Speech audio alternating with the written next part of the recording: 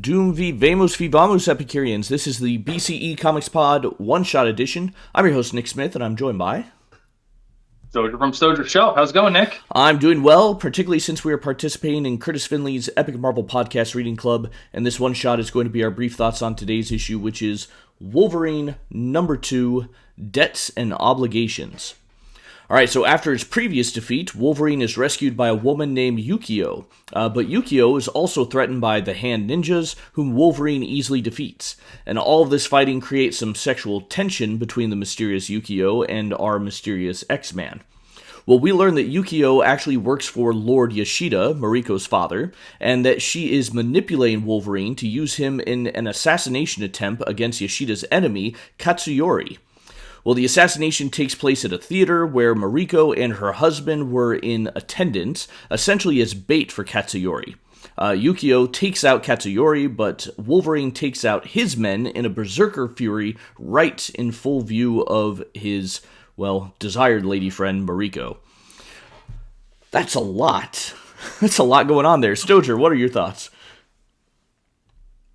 So I enjoyed that things are kind of moving forward here from a plot perspective. Like, not to say that they weren't previously, but it's we're advancing things. We got the Hand brought into the mix here. I think the sexual tension that Yukio feels for Wolverine feels odd. Like, why is she this attracted to somebody that she's never met before? So like there's no backstory here. Like, she's been following his exploits, or she's, I don't know, or they have some sort of past together. Like, a lot of times that'll happen in Wolverine comics. You get introduced to a new character and like he's known her for 30 years or something like that. None of that exists here, right? It's just that, in fact, to the point where she, as the story progresses over these 4 issues, like, she's might be betraying, or maybe not, her job and her allegiances. They allude to it here, but just like, why? Like, it just, there's no reason for it. I think this issue has a little bit more of my quibbles with Frank Miller's art being his more stylized version later, that I'm not as much of a fan of.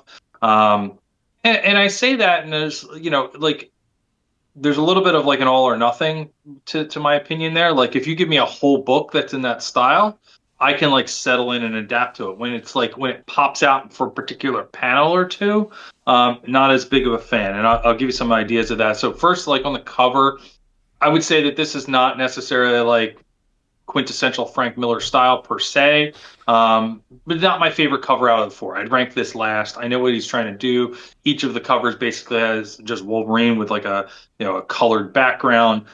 For this one, he's evoking Wolverine sort of jumping at you, but the anatomy kind of throws me out of the mix a little bit. It kind of I don't know, it looks a little silly to me, and there's just something about it that doesn't work for me.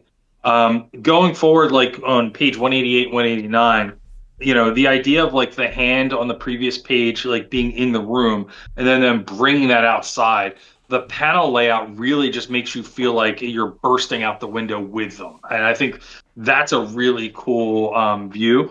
And going back to the Wolverine movie, there's a lot of ninjas in that movie. I forget if they call them the Hand or not, but a lot of scenes like this where Wolverine in Japan, and just there being like 100 ninjas shooting arrows at them and things like that. So a lot of cool scenes in that movie that are taken directly from this book, especially sort of on the next panel. But when we go to like the next page, which has the title of the page, like, this is where like some of the drawings kind of throw me off a little bit. I think Wolverine looks great on that panel on the left hand side, but like Yukio's head looks like way too big. Like, I don't. Like, she's supposed to be drawn like she's smaller than Wolverine, and he's already short, but like her head looks bigger than him with his poofy hair. So I don't know. There's a little bit of like a little oddness there to me, and I'm trying to remember if it's in this issue or not. Flipping ahead real quick. Yeah. So we'll go to like page 195 real quick. We're playing around with the fact that I can see the comic viewer, and I'm leaning into it this time. Sure. I think that the perspective shot at the top of 195 is kind of cool looking. But I also think it can be kind of confusing, right? Because you're like looking down from the ceiling and it's like, oh yeah, like all this room is all full of windows. But the room would have to be like jutting out for it to be like that. Like it almost have to be like a balcony. So kind of like there's a part of my brain that's like, wait, this doesn't actually logically make sense, which kind of throws me off a little bit. But I'll give it a pass. Like I think that one looks cool. But the one panel and I promise this will be the last time I make you jump around. On page 200, like Yukio swimming just looks really odd to me and sort of takes me out of things. Like she's like her hands are like completely behind her back and she's like in a kneeling pose. Like I just that's just like a very odd position to be swimming. And it kind of throws me off a little bit. Mm-hmm. Story wise, though, I'm fine with this whole thing. Like, I think this is deepening the plot. You see that there's some, Wolverine has now a reason to stick around to protect her because somebody's trying to kill them, versus like him just being pissed off that he was left on red and, that she's moved on. You can see like not and granted you had the last issue the sticking around because she's being abused. There's that part of it too, but her life is in danger now too. So I found this issue exciting. I like the introduction of the hand.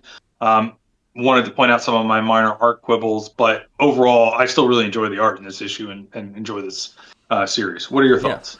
I am.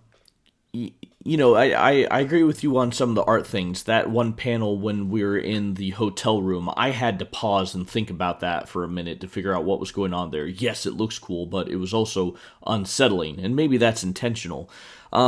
There's a part of me that wonders how much Frank Miller is aiding in the plot of this, because we know the Marvel method, right? Claremont might come up with the general idea, but then the artist draws everything out and so forth. But we get a lot in this, a lot of complexity, a lot of events where the outcome of it gets twisted on our protagonists. And that is something that we saw Miller do quite a bit in Daredevil. And anyone listening or watching this, we just reviewed Daredevil Epic Collection Volume 8 to Dare the Devil, which is where Frank Miller starts taking over on art and eventually on writing and plots. Our video crapped out on us on that, but the audio is still good. So find the audio podcast or just put the video on the background in YouTube and listen to it. But he does that a lot with Daredevil, and I'm seeing that here in this Wolverine mini series as well, which those kind of twists we haven't really seen Claremont do a whole lot. Now, granted, this is kind of a different genre in a way, because this is more of a noir story, which again is very much in Frank Miller's wheelhouse. So again, I just wonder exactly where that line was. Claremont has full writing credits. Frank Miller is not being credited with plot, so presumably this is all Claremont, but we know how credit can sometimes be a little loosey-goosey at Marvel. And then when you throw in all the Japanese stuff, the hand ninjas, which were created by Miller, and I like the hand ninjas, that's just super cool. All this Japanese stuff Miller's clearly into, but Claremont's also into it too, all right? He's the one who already established that Wolverine had some background in Japan before, so maybe this is really just getting these two, I don't know what you call someone who's really into Japanese culture, like a Sinophile would be someone who's really into Chinese culture. A Nipponphile, I don't know, or maybe we just call them weebs now. But maybe just both Claremont and Miller are just super into Japanese stuff, which I feel like was kind of a thing in the 80s anyway. And so, yeah, throw them together. Let's get Wolverine in there and have some fun ninja stuff. But anyway, I'm enjoying this. This is really good stuff. Yeah, I mean, I think Japanese culture, being part of U.S. in the '80s is a huge thing, right? Like you see it in all the movies, Karate Kid, Die Hard, Karate Bloodsport. Kid, Yeah. I mean, there's the whole karate aspect, but even just like I think what it is there was so much technology coming out of Japan at that time that it was really looked at as like this powerhouse of innovation thinking about this quality technology and things like that. into some parts of America that was intimidating, and some parts that felt like the future. So then, if you did anything futuristic, it always had a sort of a pseudo Japanese bend to it, because you just assume that we were going to adopt more of their culture and things like that. Yeah. I mean, even in like what's the Back what's to the the Harrison Ford? Oh, Harrison Ford movie. No, what's the? It's like the future Blade Runner. Even in Blade Runner, the like that, it has that vibe in that. I think they're in like the San Francisco area. If I'm, it's been forever since I've seen that, but all of those types of things. And even Marvel does this, even somewhat recently. And you had, if you saw you probably didn't, but like the Big Hero 6 cartoon movie, No. which came out, about 10 or 15 years ago.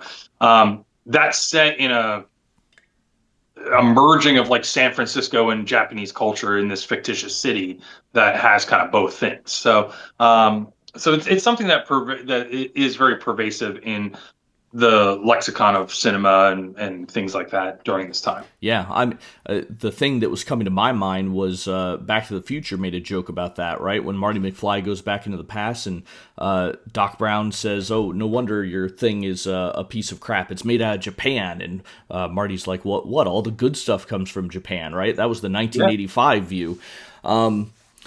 Versus the 1950 view, right after Japan was defeated in the war, and yeah, it wasn't so good there. So yeah, fits on. Look, see, I can talk movies. I know a few movies. I haven't seen Blade Runner. Don't kill me, but We're gonna have to get like a list going of all the movies we got to get you to watch, and maybe we'll weave in some movie reviews into these podcasts in the future. So that that's on the to-do list. it would make more sense for it to be comic movie reviews. But yeah, I all this other stuff. Sure, I need to see some of these things. I actually caught myself on In Stock Trade looking for epics that I haven't bought yet, and I kind of have everything except for the Aliens ones. And I thought, should I just do this? Should I just buy the Alien Epic collections? I don't know. Yeah, I don't have them, so I can't speak to them.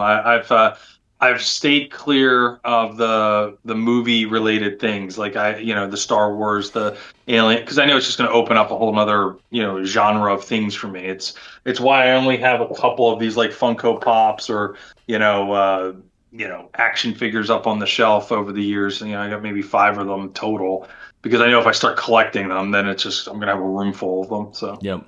Although I will say, if they ever come out with an Indiana Jones Epic collection, I'm on board for that. I know Indiana Jones is problematic these days, but I love those films. They were probably one of the many instances that led to me becoming an historian. Even though he's an archaeologist, there's a relation there. All right, we ought to. I mean, he's a history professor, not only an archaeologist. He's a teacher. Yeah, but well, I was gonna say he should be teaching archaeology, but then you think back on that class he's doing. He's very much talking history, but that movie interpretation of what a professor does, right? All right, Stojr, any other final thoughts? No, I'm good. We look forward to the next issue. All right. Well, once again, if you've enjoyed our thoughts, follow us on YouTube. We're going to read, rate, and review a full Big Epic collection, a big collected edition comic once a month, plus these daily one-shots. All right. Thank you very much, guys. We'll see you next time.